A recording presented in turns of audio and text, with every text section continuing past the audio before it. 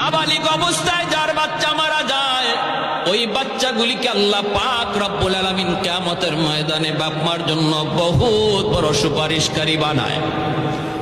বাচ্চাগুলি আল্লাহর কাছে ডাক দেয়া কয়, মালিক, ও মালিক, তুমি আমারে দুনিয়াতে পাঠাইছো, পাঠানোর সময় আমার মা কত কষ্ট করছে, জান বের হয়ে যায় অবস্থা। এরপরে আমি দুনিয়াতে আসলাম, এত কষ্ট আমি মাকে দিলাম, কিন্তু মার কোনো খেদমত আমি করতে পারলাম না, আমার মা ঋণ আমি শোধ করতে পারলাম না। আল্লাহ, আজ যদি তুমি আমাকে জান্নাতে দিতে চাও, আমার মা বাবা সারা জান্নাতে যাইবো না, হয় আমার বাপ মার সাথে জাহান্নামে দিয়ে দাও, হয় আমাকে আমার বাপ মার সাথে জাহান্নামে দিয়ে দাও।